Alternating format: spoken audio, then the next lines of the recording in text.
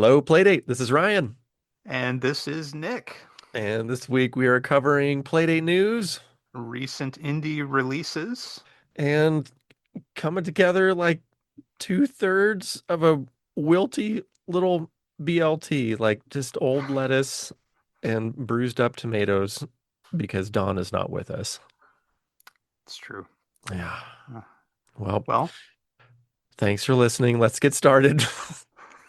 With what shall we get started with? How about some hibbity news and does this mean I can unbridledly boop? I didn't I even was, think about that until this very moment.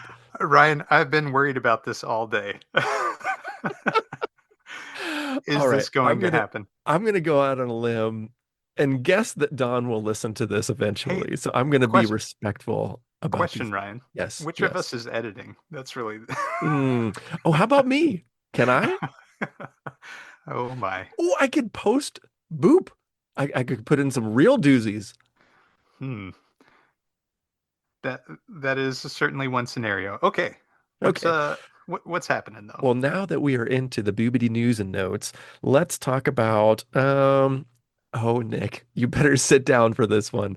Blippo Plus has been nominated for not one, not two, not three, but four awards in the 28th annual Independent Games Festival. There is the Woo! Nuovo Award, there's the Excellence in Visual Art Award, Excellence in Audio Award, and this one sounds really impressive. It's the Seamus McNally Grand Prize. Were you aware of this? That Blippo's getting all this recognition?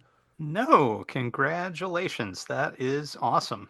And if that wasn't enough, they even got an honorable mention for excellence in narrative. I would have thought Wow. that would have been the one they got nominated for, if any. Number And one. yeah, Yeah. Um, interesting. that's incredible. Yeah, Congratulations. I thought you'd be real excited about that. I am indeed.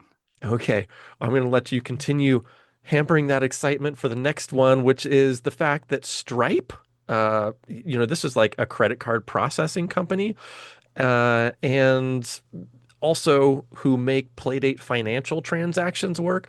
They paid a visit to Panic and made a video about the Playdate question mark. Uh, I don't understand the connection of Stripe making this promotional Playdate video, but it happened and it's on the Blue Skis. We've got a link to that in the show notes of today's episode if you want to check it out. It's got cable, it's got the Playdate, it's got, the cable charm going on. So if you like cable, it's a, little more than a minute and change of just a little quick Playdate hype video. That's So pretty cool. check it Yeah. out. Yeah. Yeah, I'm still trying to understand the connection there. Like Stripe credit card processing wants to make a promotional video. I'm very confused about that, but it was a Yeah. nice video It's probably like look at all the cool stuff that we enable, that you know? Stripe enabled. Yeah, that's probably Yeah. true. Probably true. Oh. Cool. That's why we have you on the show, Nick, answering the easy questions, the ones that I can't. All right, What's next, Ryan? why I'm glad you asked because Play Jam 9 draws near, Nick. Are you ready for Play Command? Jam 9? It is hosted by possibly Axolotl once again for the ninth time, I believe. And this is where you get one weekend only to make a Playdate game with the theme that will be selected shortly before the Yam. So it's got to run on a Playdate. It's got to be safe for work. It's got to be free or have a free Jam version available. And it must not promote discriminatory views. Thank you very much, possibly Axolotl, for making all this happen, making all this clear. Games are going to be rated if you're considering yamming with the rest of the Niners. Then it's got to be fun. How fun was the game? Creativity. How far did you go with that theme there? And then the use of the console. How well did you use the limitations of the console, the crank, the 1-bit screen? All that is going to be taken into consideration for the best game from Play Jam 9. Nick, is this the jam that you join? Well, it depends on the answer to this question that I have, Ryan. If we were to make a Play Jam version of the Hello Playdate podcast prep experience, Oh, Lord. I would not wish that on anyone. um, how quickly do you think we could crank that out, so to speak? Well, considering it took us literally an hour to finally press record for this episode, I would assume it would take longer than a weekend for us to do that. Probably so. But, you know, and we don't know what the theme is, but we could work that into any theme, Oh, really, if you maybe the think about theme it. is going to be inefficiency, and then it'd be There we right up go. our alley. Perfect. Okay. Um, all right. Well, that's cool. So when is that happening? Oh, you know, sometime I didn't write down here. If February, Ryan, what's going on here? February. It February happens in 13th 1 month. through the 23rd. There we go. Submissions are open from the 13th to the 16th, it looks like. Oh, I guess there's a First Japanese year. actually of the show, if anyone's keeping count. Uh, so Nice. we're gonna have a link to this in the show notes, so you can just click on it and get the real scoop, and not have to suffer through our inefficiencies, as we said. Okay, how about we move on to, ooh, this is a fun one. The first YouTube episode of Demos Games News. Did you hear about this? Yes, that's awesome. Demos Love it. Games is coming with the custom news for the games he's putting out, the festivals he's attending, the things he's looking at toward the new year for doing for Demos Games. And man, it was just really fun seeing someone's visage. I feel like so often we hear about devs through like screen names and silly images, and we don't know who the person is. It was just nice to put a face to the name, I thought, in addition to getting all that information the Demos Games released. So, Damien, thank you so much for putting that together. That was super cool, and I'm looking forward to more. In fact, I'm subscribed. I subscribed to the new Demos Games YouTube channel.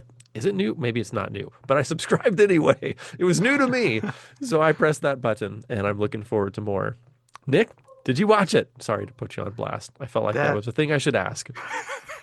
yes, it's awesome. Very excited for more. Me And too. that's not all the Damos Games news that we have. That's right. Keep it coming, Nick. All right, so there's a blog post that was also put out about the 12 types of Playdate players. Um, and they're all listed out here with about a single sentence description. Ryan, I've got to ask, which one are you? Oh, you beat me to the punch. I felt like I know which one you are. I'm gonna keep that to myself. Let's see. Boy. Which one of these? No, no, not that. Mm, I think I'm maybe a cross between a couple of them. I'd say I'm I'm easily pleased. I like most of the games, I think. And then I'm also, I don't know if I'd classify myself as a precision cranker, but I do really enjoy the fact that the crank exists on there. Or maybe I'd be a super cranker. It says just spin the crank around as fast as possible, whatever is going on, and love to do it. Whee! So maybe that. Oh, so maybe I'm a cross between super cranker and easily pleased. How about Uh, you? Number two is exactly what came to mind when I was thinking of Ryan. Um, so I I, missed that. I was going from the bottom up. It took me a minute to read through them.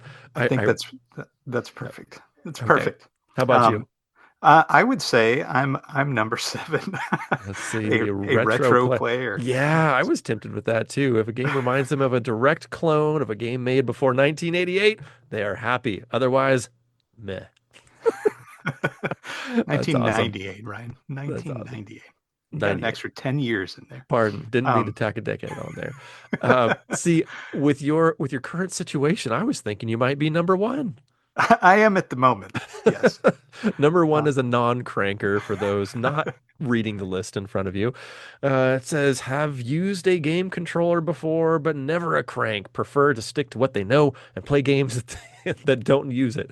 I only jest because, in case you missed last episode, Nick is in some straits right now with his arm and has an inability to crank. So, for the time being, non-cranking. But yes, I'm sure you'll be up and cranking in no time, Nick. Soon enough. So, Ryan, check out the blog post that's linked in the show notes. But Ryan, I'm curious about this next news item. What is happening? Oh boy. Welp. I want to let folks know that we have a scant few Hello Playdate podcast pins still available. I said last time I built some hype. I'm going to send it out to my email list, and I think they're going to be gone. But we had a couple few more pins in the bag than I thought we did. So I sold a few, but we still have a couple left. So it's getting down to slim pickings. So just letting you know, if you want one of those last couple few Hello Playdate podcast pins, they are currently available. But boy, howdy, don't sit too long. Don't sleep on this, as the kids say. We got a link to that in the show notes of today's episode too. And that brings us to Biddy Boop Uncranked Corner. The big news at the moment is Folio. Nick, are you familiar with Uncranked Folio? I am not, but I'm excited to learn. Well, let me learn you that it's all a new digital zine that it's going to focus on game releases between issues of Uncranked, so they can keep that up-to-date information coming in a digital way, but uh it's also got a planned print release sometime before the end of the year. Zanya is projecting. So it doesn't sound like it's going to come out with print releases as frequent as Uncranked, but it sounds like it's going to be sort of a stopgap between issues of Uncranked to digitally release information about new games coming out. So if you want some more up to the moment info on new Playdate games, boy, look out for Folio. We've also got Uncranked TV Season 4, Episode 1, premiering on YouTube at the end of this month. That's January 31st, 2026. Uncranked TV Season 4 happening. So if you have not subscribed to that particular YouTube channel yet, make it happen. And then finally, our last announcement from Uncranked Corner is that there's going to be a big announcement on Substack tomorrow at 11 a.m. So that would be, let's see here, January 14th, 2026, 11 a.m. Eastern Time. I tried, I talked to Zanya. I said, come on, we're going to release this probably not even 12 hours before that. Give us a little scoop. Let us break this one. She's like, nope. Sorry about that. Just gonna build that hype. So if you want to know the big old announcement happening in Uncranked Landia, head over to the Uncranked Substack and check it out tomorrow, 11 a.m. Be there, be rectangular. All right. I think that's it for the news and notes. And there were a couple of destination playdates that dropped since our last time. So for the destination update, we've got Echo Drop and Dioria. And I don't know if you've watched either of these, Nick, but I've been super curious about uh, Diora. Sorry, not Dioria, Diora. So that is that like three-dimensional, everybody keeps calling it Hmm. an isometric, but it's actually three-dimensional. It's second actually of the show for those keeping count. Uh, and it like rotates this entire building around. And Yes. I've finally understood what's going on in this. And it's kind of like a voxel puzzle game, but in like rotational three-dimensional images. It looked so cool. Just like a really interesting way of presenting what's typically like an overhead, top-down, pushing boxes game into this three-dimensional scape and moving between levels. It's not just like boop, a screen change. It's like you climb this little ladder and then get up to the next level of the building, and that's the next level that you have to do. And there's like, several of the 4 or 5 of those that you go through until you complete a level and then move on to the next one where new mechanics are taught to you. And it looks so flippin' cool. And I cannot wait for you to be able to crank again because I really want to pick this game. I saw it and I was very interested in playing it. So yeah, I'm Yeah. I'm I'm ready. Yeah. Um, Cool. Well, you very say cool. when. All right, will do. All right. Well, that's what you got to look forward to on Destination Playdate over there. Thank you, Sir Destination, for making that Diora video. It really clarified what that game was all about for me. So thanks for doing that. And that brings us to Beneath Boop Indie Inventory. Nick, do you want to take the reins of Indie Inventory today? Ryan, I would love to. So first, we haven't said this in a little while, but particularly for itch releases, make sure you rate and review if it's something that you enjoyed. Um, Yes. and the note here from Don, 10 stars only. So be sure to follow that guideline. Okay, first up, we have Cloister with a Q. Mm. And this is by E.T. Scrivener. Um, and this is a compact strategy duel. It's easy to learn, but difficult to master. And it has 3 different levels of difficulty. And the idea is that you are placing walls. So it's kind of like, if I'm understanding this correctly, it's kind of like the box game where you draw um, between dots on a page. Oh, you think so? I think so, if I'm Huh. understanding correctly, which I may not be. Each turn, you can move or place a wall. You have 10 walls to place. Walls cannot be placed if they block all Huh. paths to the end for the other player. So it sounds like it's sort of Oh, making a maze that you're trying to make your way through. and Goal, you be the first one to make it to the other the player's other side. player's side. Oh, so you're trying to hinder the person and putting up maze walls in front I of them, see. but Okay. it sounds like you cannot completely block the other player's path. So there has to be a way that they can get to it. It just needs to be like inconvenient for them to do so. This is cool. One Um, and two player game modes, play against the AI or against a friend. That's really exciting. It sounds like a pass and yeah. play type of game. Yep. Very Um, cool. all right, Ryan, you know what that means. That we need to go buy this. We need to buy it and I got to come visit. Yeah. So, So I will send you house listings in my neighborhood all right, sounds good. and we're gonna Um, make this happen. I got an idea. Can you just build me a cloister with a If Q? It's cloister. And this is by E.T. Scrivener. This is $1 on itch. a deal at twice the price. Exactly. All right. Next up, Ryan, Constellations. This is a pass and play conversation game for 2 players on the Playdate, and it transforms how your stories make you feel into unique planetary constellations. I got to learn more about this. What? Yes, Um, please. and this is developed by Salil Pin. That I'm was an so attempt, glad and I that you are the apologize. one reading Yes, these. that was terrible, and I'm sorry. So Salil Pin. I think it's Soleil, like, There we go. isn't it Okay. Cirque du Soleil type Soleil? No, that's a little different, isn't it? French inspired, perhaps.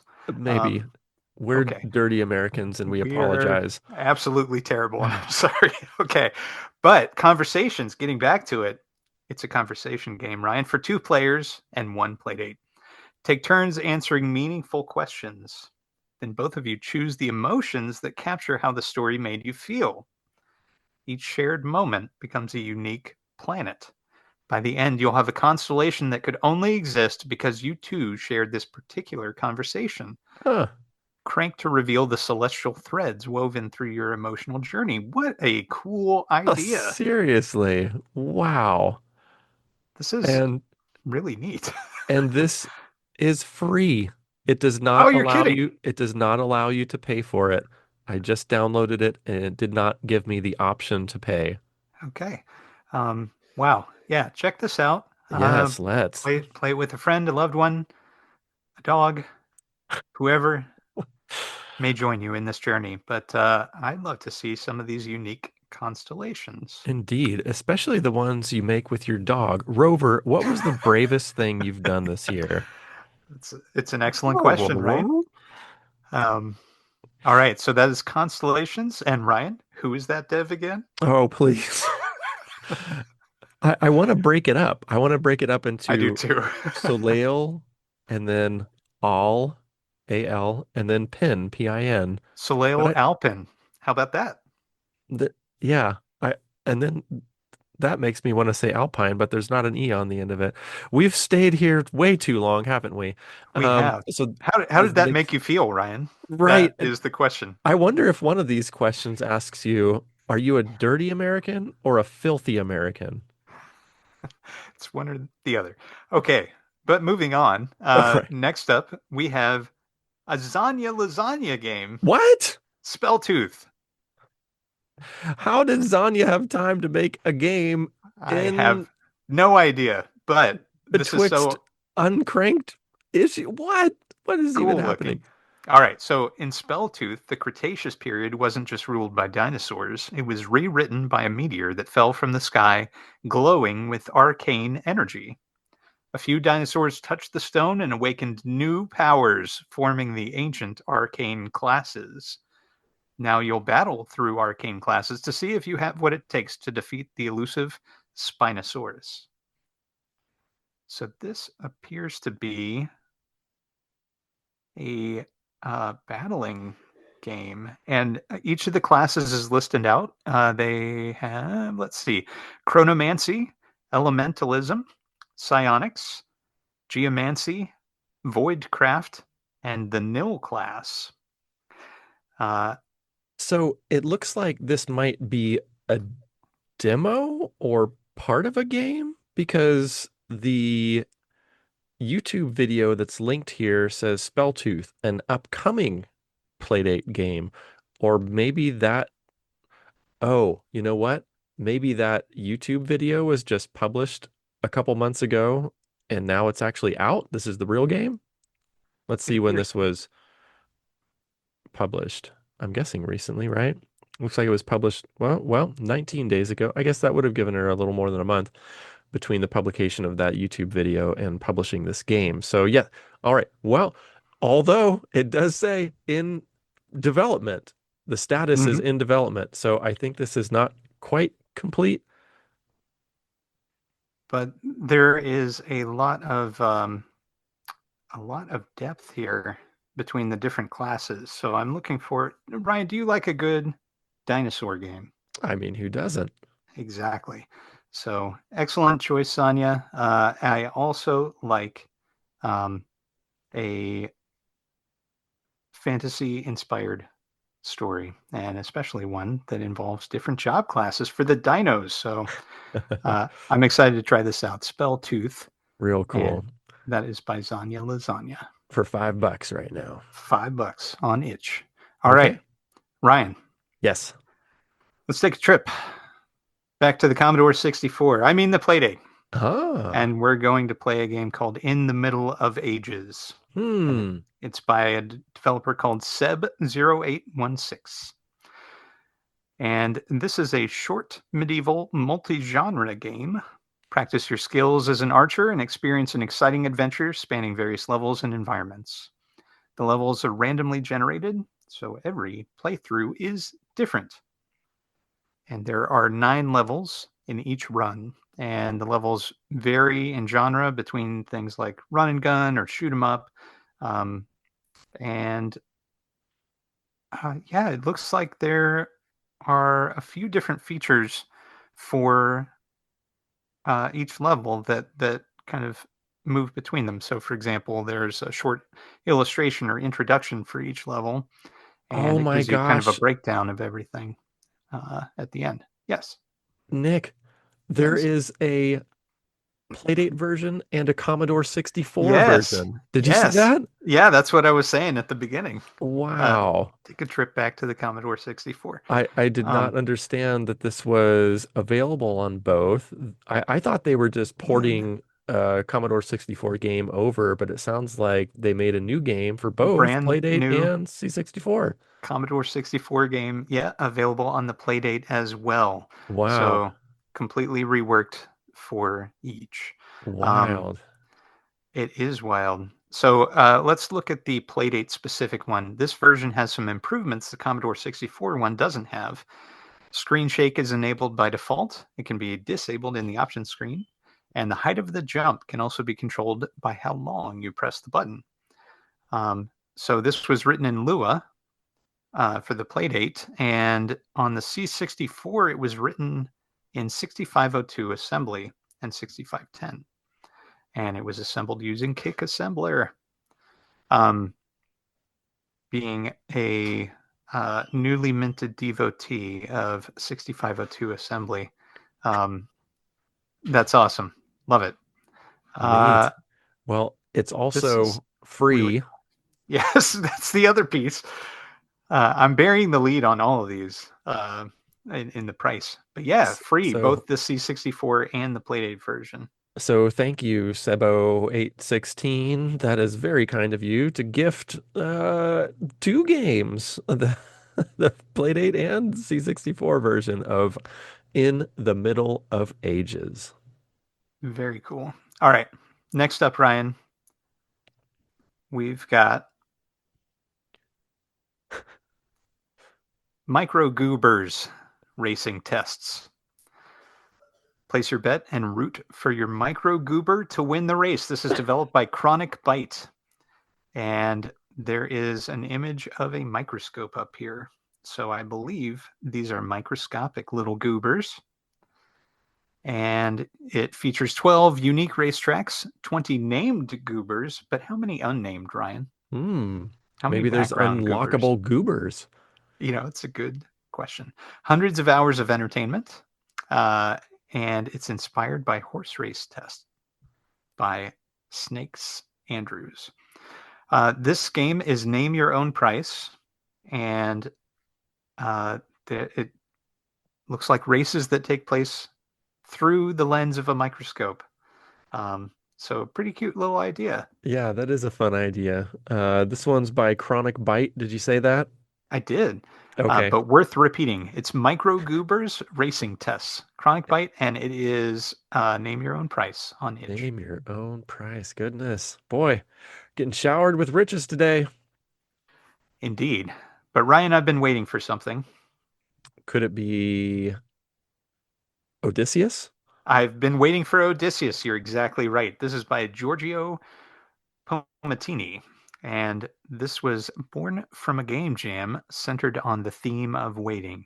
Waiting for Odysseus is a playful reinterpretation of the myth of the Odyssey, told from a less explored perspective, Penelope's. The queen weaves by day and unravels the cloth by night as she waits for the return of her beloved Odysseus. Find a balance between satisfying the watchful eyes of the suitors and quickly undoing the weaving, hoping that your love will return to set you free. This is Name Your Own Price, and it is developed by Giorgio Pomatini. This is Waiting for Odysseus on Hmm, Itch. interesting. Very cool. Just came out Yes. 9 days ago, so very new. We may have talked about the Game Jam version of this game. Um, this reminds me of something, Was I on that but episode? very cool. I'm not sure, Ryan, but you know what I am sure of is the next game, and it's called Extract, and Hmm. it's by Derek Amicon, and it's only on Playdate. Inspired by the look and feel of asteroids, Extract is a cozy idle game about mining asteroids for resources to make upgrades to your ship. Build and upgrade drones to help you shoot asteroids and extract more resources.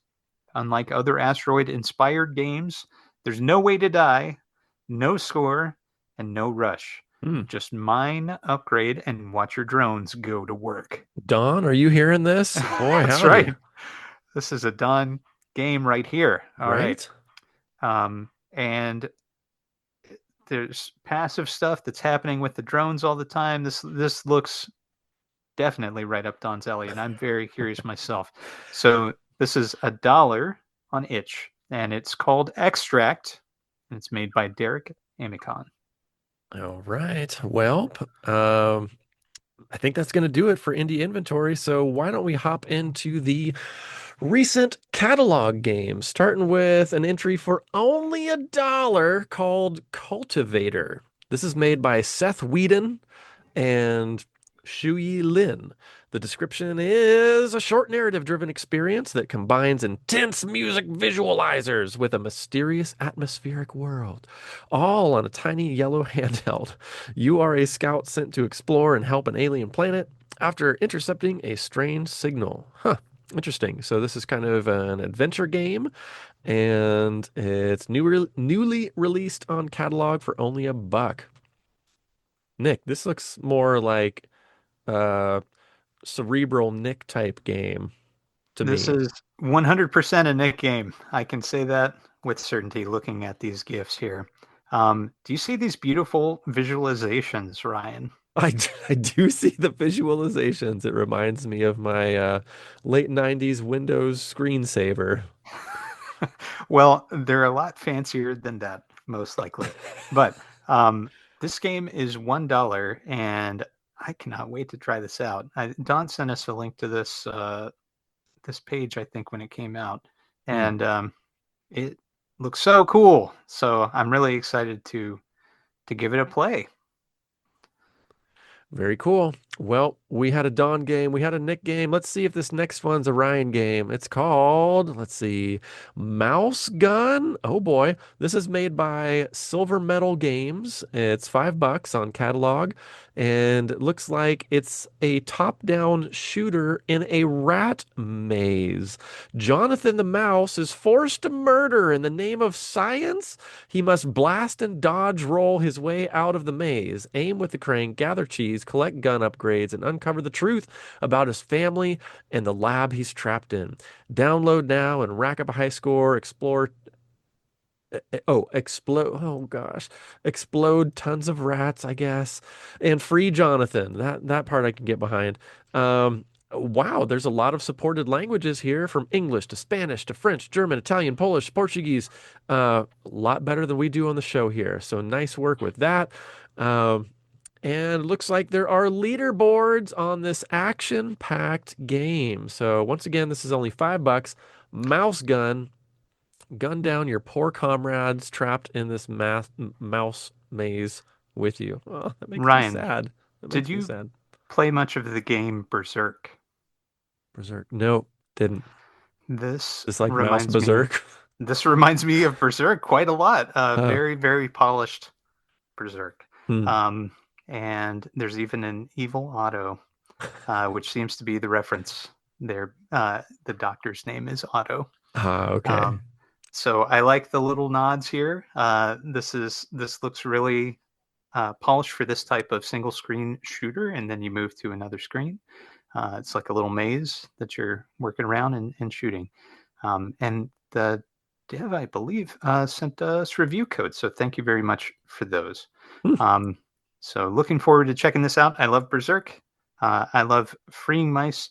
I don't much like exploding rats, but um, I am very curious about how this plays because it looks really cool. Right on. Well, that brings us to the next one called Subdivision. This is $3 on catalog, and it's made by Grackalope Games. Love that dev name. And Subdivision is a small three-part exploration of grief. There is a Hmm. short interactive narrative about the friction between compartmentalizing grief and remaining present in that feeling. A daily mode provides a small, one screen narrative that unfolds across 10 days and is centered in observation on how others relate to one another. Finally, there's a jukebox Zen mode with a micro game. Hop in, chase squirrels, and think about those you love. I hope you enjoy Subdivision. That sounds super interesting. Wow. It does. I love games that allow you to have an experience like that and make you think and leave you with Yeah. something too. And it seems like that does all three. So also looking forward to checking this out. Radical. Subdivision, and who developed this? Oh gosh, that was Grackalope Games. Awesome. And it's $3 on catalog. Thank you for Now, giving me the opportunity to say that again. Ryan, Grackalope Games. have you heard of this Agents of Groove? I have. Tell us all about it. Well, why don't we have you do that one? Because if I keep reading these, you know what? I'm not going to be able to read the on sale games, and that really gets me going. I All hope right. there's 10,000 on sale games this week. We'll see. Do you think that's possible? Haven't We'll quite find looked yet. out. All right. So, I'm Agents gonna of read them Groove. all. Okay. Okay, right. We'll get there. We're not at that point yet. Right now, we're talking about Agents of Groove, which is made by Synaptic Sugar. And this is a story-driven rhythm action game. You've got me hooked already. Join the undercover dancers of Secret Agency Groove and help them master the power of the rhythm as they stumble upon a sinister plot by rival organization Iris and attempt to stop it. Play to the rhythm of 11 unique music tracks that expand and contract depending on your performance across 15 game levels that'll ask you to use the Playdate buttons and crank, often at the same time, with some surprises along the way. Customize your experience with a rich suite of difficulty and accessibility settings, and these levels progress across 4 gameplay variations, all riffing on the theme of moving along with the rhythm. Sway, sneak, and slide, but when all else fails, the only way to solve a dispute may be a good, old-fashioned dance-off, Ryan. Yeah, I like that. This reminds me of what was that DS game that Elite you Beat Agents. that's the one. Yes, that's Yep. exactly what I was thinking. This is a little more nuanced than that because there is some action Hmm. happening. If you look Huh. at, for example, the third GIF down, you can see there are activities like hiding behind statues and things that are happening, which may have happened in the background of those Elite Beat agents, but this feels more like you're in control of what's happening Yeah, on the screen. interesting. And even Yeah, that second GIF down, that little like bouncing laptop or whatever's going on there, where I it's a think you're cardboard trying, box. I think you're trying to move when that fellow is not looking at you. So there's like Correct. some stealth stuff going on. That's fun. Very Yeah. cool. Well, this one's 12 bucks on catalog. Agents of Groove by Synaptic Sugar. Yes. And it's also in English, Italian, French, Spanish, and Japanese. Boy, howdy. So we're These seeing more multilingual Playdate games. devs, nice work. Absolutely. All right. How about, What's next here? yeah, We've got Oblings, and this is made by Duncan Treadgold. Create crazy creatures, mold magnificent monsters, build bonkers beings. A pocket-sized creature creator, infinite possibilities, intuitive controls. Let's see what you can make. Okay, this looks super cute, Ryan. totally. I enjoy this kind of thing. You know my lack of artistic ability myself. However, if I'm given tools like these to create cool little creatures, especially wiggly ones like this, right up my alley. Um, Yeah, and you know what? This is not just billed as an app, it's also billed as an RPG. So I'm very curious about that sort of element with this because the description is pretty limited. It sounds like they want you to get in here and explore. So see what Oblings has to offer for only 6 bucks by Duncan Treadgold. Very cool. All right, we're almost, Ryan, Oh, I can at the smell the sale games. sales. The deals. They're almost upon us. But for now, let's talk about Sudoku. Let's slow it down, Ryan, and talk All about right. some numbers. All right.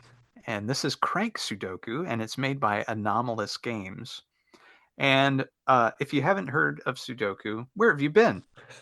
It is a puzzle game where you are placing numbers within squares, and you have to make sure that the number is not repeated in the same row or column in order to complete the puzzle.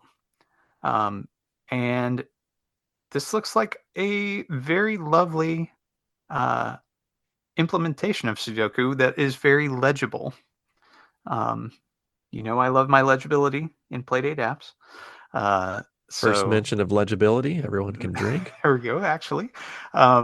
So this is Crank Sudoku by Anomalous Games. It's $2 on catalog. Ryan, how Nicholas, often do you play Sudoku? uh, practically never. It's Okay, not a game I gravitate toward. not a Ryan game until now with Crank Maybe Sudoku now by that there's Anomalous crank Games. involved. That's right. Okay, Right. so Ryan, you know what Oh, time it is? I'm foaming at the mouth over here. Let's see how many games we got. 10,000, 20,000, 3. Okay, Okay. I'm going to read 3 games and starting with The Shape That Waits by Glow Talks Games. 33% off from 6 down to 4. Tenebra from 5 to 2, 60% off. And if Tenebra wasn't enough, Tenebra 2 is also on sale, 40% off from 5 down to 3. So if you like your experience with Tenebra for $2, you can go nab that second one if you do it with a quickness for only $3. That's all the on sale games. Boy, that was quick, which means we're moobity boop moving on to the pick of the week. Did that work, Nick? Did that work? If I say yes, can we move on Uh, and talk about the pick of the week? I guess if you it didn't, I would have to try something else, wouldn't I? So we're moving on to the pick of the week, and it is from moi, and I chose a game called Ship Happens. I feel like I have to really enunciate that when I say Pop that that game P. name. Ship Happens, and this is essentially a battleship-esque game, like the Milton Bradley game we used to play when we were kids, except it's on the Playdate with the added benefit of two-playerness and not just handing it back and forth, but this is one of the very first internet connected multiplayer Playdate experiences. So I was hype to try this out. I wanted to play with my buddies. I wanted to connect across multiple states and time zones and countries, etc. And we'll talk about how that worked out. I want to talk about gameplay for just a second before we get into that. Basically, if you know Battleship, you know this game, except there's a little more variety. So with Battleship, you've got a set number of ships with a set number of hits, and that is what you have. And your opponent has the same thing. In this version, you select the number, no, not the number of ships, but the configuration of ships. So, like in Battleship, I think it's like 5, 4, 3, 3, 2, or something like that. In this one, you can choose like maybe you have a 6 and a 4 and a 3 and a 3 and a 2, or maybe you have like three fours and a 2 or 3. Anyway, the configuration of ships can change before you start the game, and each player does not have to have the same configuration of ships. In addition to that, you also have some power-ups where you can either like do a little radar blast and see what's around the area, or you can do a torpedo blast and blast more than one square. It could be a particular area or like a line or multiple blasts. There's all sorts of different power-ups you can have, and you can choose three of those before you start the game. And once again, it can be different for each player. But once you use those power-ups, they're done. So that's kind of how Ship Happens is played. Uh, I played this solo. I played this local multiplayer with my son, and I played it online multiplayer and attempted to play it online multiplayer. So I'm excited to talk about these different experiences. But before we get into that, I want to turn this over to Nick and see what you have to say about Ship Happens. I liked the touches that made this unique compared to the board game version. So being able to choose your loadout and the special powers, I thought was really neat. I was. Uh, is it okay to say that I was not expecting much crank action or crank involvement? And then I found out that there was some, which was fine. I found a way to do it because this game does not require quick cranking. So it all worked out, and I was able to experience the game almost in its fullness. I did play several matches, but only solo against the computer, and that was because.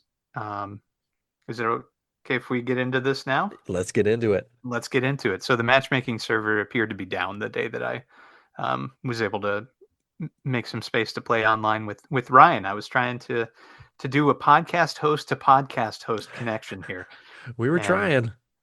we couldn't make it happen until just a couple days ago, and it happened to be a day when that server was down. So seemingly, anyway. I really enjoyed the music. The graphics were very readable. I like the fact that Drink number two. I like the fact that it differentiated between hits and misses so clearly, and also it gives you hints as to the size of the ship that you have destroyed. So, unlike the board game It version, does? it does, where you um, place the peg, and once you fill up the ship with hits, you don't know that that's the edge of the ship unless you've been counting in your head, right? In the board Board game game, or in the correct. Playdate In the game? Playdate game, what it does is it draws a little outline around the squares that make up the hits for that thing. So when you complete a ship, it shows you the edges of the ship. It does? Ryan is really trying to see that in these GIFs, but yes, in the GIF here, it doesn't show you a completely destroyed ship, I don't believe. Um, so next time you pick it up, Ryan, give it a good look. I'm not so sure that that's how it works. So, second actually of the episode. Let's hear it. um, I okay, so I was not able to get into online play with Nick, and that was kind of a bummer. I also tried to get into online play with Dawn, unsuccessfully, and that was kind of a bummer.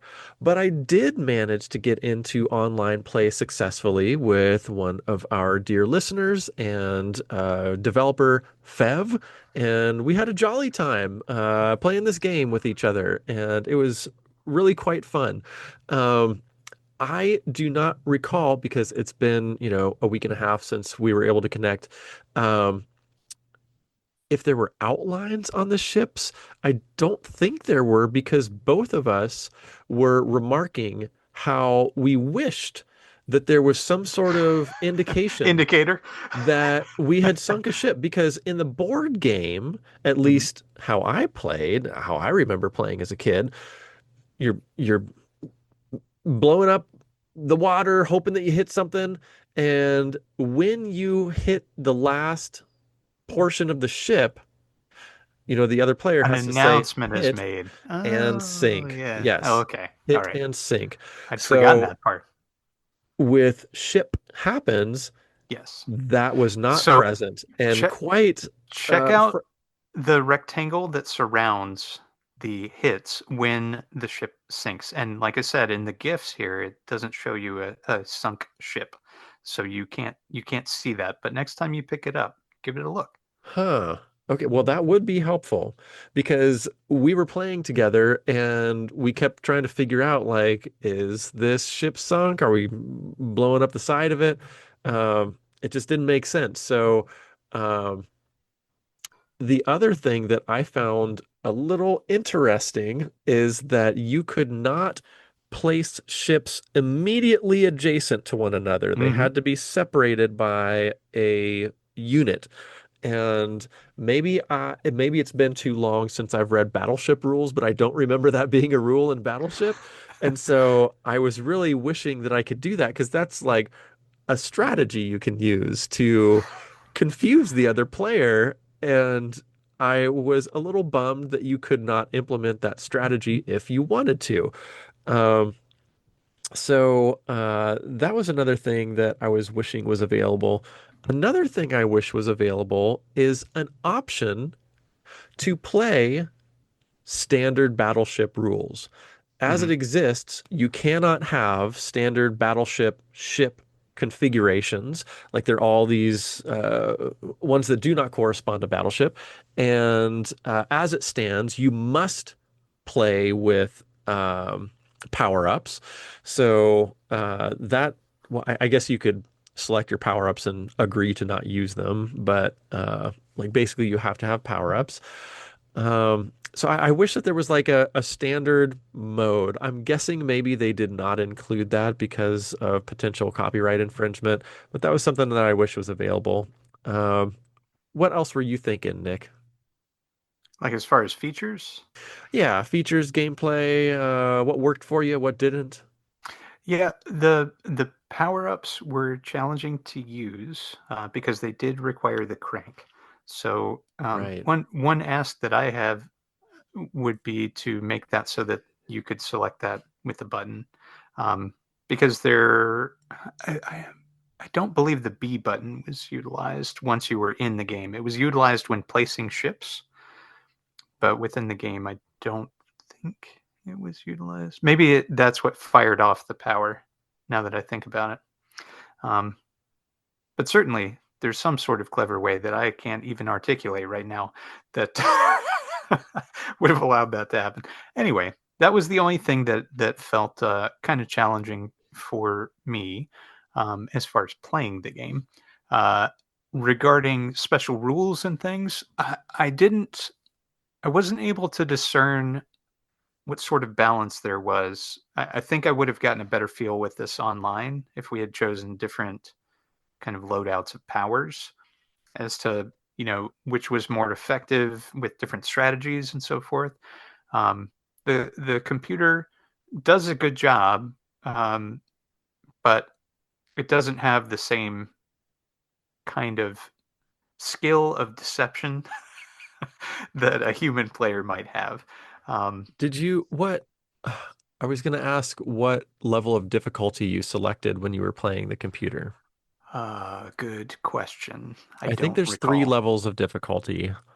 Um, I remember selecting like a mid-range level It of might have, difficulty, yeah, been the and default too. I got whomped. Did you? Really? Yes, No, big time. no. I lost maybe 20% of the matches that I played. Um, Okay. so not not terribly, but I did not play many matches against the computer, so maybe I was just learning. That's my excuse, and I'm sticking with it. I But like it. this game feels like a multiplayer game to me. It It doesn't feel like does. something I want to sit around and play the computer, but it's really It's fun playing with a friend. So I was really looking forward to that. I'm really glad Fev and I were able to connect. yeah, Um, and I'm glad that my son and I were able to play this locally, pass back and forth. And it yeah. has a really cool feature where, okay, so one person makes a move Hmm. and then they see if they hit it or not, and then you press a button and it essentially goes to like a neutral screen. So they can't see your screen, you can't see Yeah. their screen, and then the next person presses a button again, and then it's their turn. Oh, So that's I cool. thought that was really well done for local multiplayer so that there's like an anti-cheat guard. Hmm. Because otherwise, it's like turning the page in a comic book, you're gonna look down to the bottom right and see what's going on. So if there's something interesting happening, you're gonna see it, even if you don't want to read that far ahead yet. It's there. So I like that screen blanking out thing that they did. Super, super smart. Um, but I wish that multiplayer online system was a little more uh, stable because two out of the three times I tried to play with someone over the past couple weeks, it wasn't quite working. So a question on the online multiplayer, does it also have that kind of cheat prevention scenario where the player has to confirm that it is their turn? No, it confirms for you, but there's no risk of seeing the other person's Right. screen because they're, I potentially I many miles away understood or that. maybe a couch away. Here's the question though. So in single player mode, I was able to very quickly blow through moves. Um, for example, if I had, you know, I was on a roll and I had a good inkling of where the ship was going to be. Hmm. I was narrowing in on that position. I could very quickly hit the button and reveal it. While alternating turns, it's just the computer moves that fast. So in an online game, obviously you're waiting for the other player. What's the indication that it gives you that you're waiting on a move? Um, what was that? I'm trying to think what the screen said. There's some indication down at the bottom, and then there's, a bomb that flies across the screen, and then it indicates once again down at the bottom your turn. So then you have the opportunity to move. And if you hit something, then you go again, and you can go again quite quickly. But there are on-screen indicators that, hey, it's your turn now. Is that, am I understanding your question this time? Sort of, yeah. I think that answers it enough. Um, cool. Alrighty. And Music. What did you think of the music? Epic. Oh my gosh, It look was, out. yes. Every time this game fires up, I feel like I'm going into battle. It was crazy. I agree. It it I, it felt very. Did I just have my Playdate turned up real high, or is it just like really loud, epic battle music? it seemed quite loud as Yeah, to me as well. Um, but it was very fitting. I was like, you know what? totally. It This is it perfect. it got me in the mood for Battleship. It did its job. It was real fun. Absolutely. So I Um, mentioned a couple times. Oh, were you going to say something? I was just going to ask, since I didn't get to experience any of the multiplayer aspect, was there different music in those modes? Not to my recollection. I Okay, think it was the same music. gotcha. But speaking of my singular multiplayer experience, I wanted to give a shout out to Fev, who worked out some scheduling with me to play this game. That was real fun, and also had a few thoughts. And he said, I have a few things I'd like to see fixed on future versions. One, it did not retain my username after reconnecting for multiplayer, and then told me my previous name was taken. So that's interesting. I too have had to like re-input my name over and over again as I keep trying to connect to the server and connect with different people. It would be nice to have sort of like a profile where it's just your name and you don't have to input that every time. He says, I really would like to see if a ship has been sunk. So again, maybe both of us did not see this rectangle of which you speak, or maybe there was an update since then. I don't know because neither one of us saw it. Um, Hmm. he's basically saying you have to waste moves testing around it in order to make sure that you got the ship. And then finally, he says it would be good to know how many ships the opponent has and their space amounts since it varies based on loadout. So, yeah, that was the other thing. In Battleship, you know how many ships. I think you still have the same number of ships, but the hit configurations of those ships, you also know that. So, I agree. That would be nice to at least know the hit configurations of your opponent's ships. Mhm. Um, and then he says, with that out of the way, what an awesome little experience. I honestly never thought we'd see native multiplayer in the SDK, and this is an awesome first multiplayer experience. So I have very similar thoughts that while there is some polish requested, what a cool first entry to this online multiplayer possibility. And like, what else could there be? What else is out there? I feel like we're just scratching the surface with this. And boy, howdy, would I love more online multiplayer Playdate experiences. Nick, what are your thoughts? I agree. I'm excited to experience either this game or another game that is online multiplayer enabled.